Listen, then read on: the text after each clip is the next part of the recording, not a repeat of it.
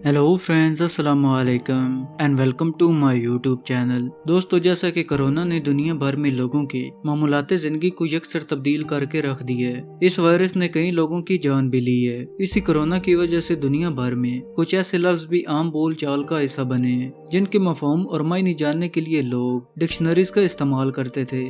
पहला लफ्ज क्रांतीना यानी क्वारंटाइन है। क्वारंटाइन दरअसल इतालवी जबान का लफ्ज है जिसका पहली बार इस्तेमाल 14वीं सदी में किया गया। इसके लफ्जी मायने 40 के हैं और माजी में आने वाली वबाओं में मरीजों को 30 से 40 दिन दूसरे से अलग रखा जाता था और यही तरीका कार कोरोना के दौरान भी रखा गया है। इसी वजह से आज तकरीबन हर फर्द लफ्ज क्रांतीना से अच्छी तरह वाकिफ है।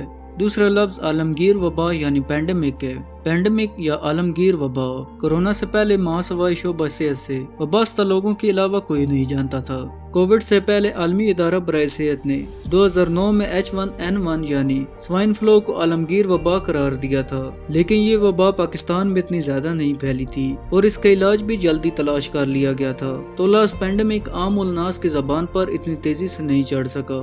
तीसरा लफ्ज कोविडियट है। कोविड-19 के दौरान कुछ नए अल्फाज भी तख्लीक किए गए हैं जिनमें से एक लफ्ज कोविडियट है।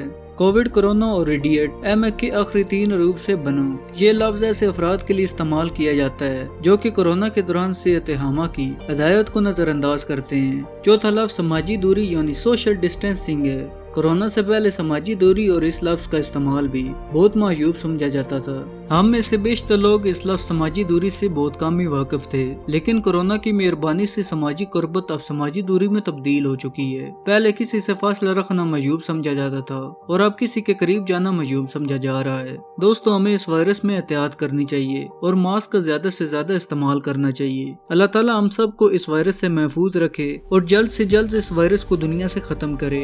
मुझे उम्मीद है कि आज की ये वीडियो आपको ज़रूर पसंद आई होगी। अगर आज की ये वीडियो आपको पसंद आई हो तो इसे लाइक करें और मज़ीद इस तरह की वीडियो देखने के लिए इस चैनल को सब्सक्राइब करें और साथ में दिए गए बेल आइकन को दबाना मत भूलिएगा। अब मैं मिलता हूँ आपको एक नई वीडियो में, तब तक के लिए अल्लाह हाफिज़।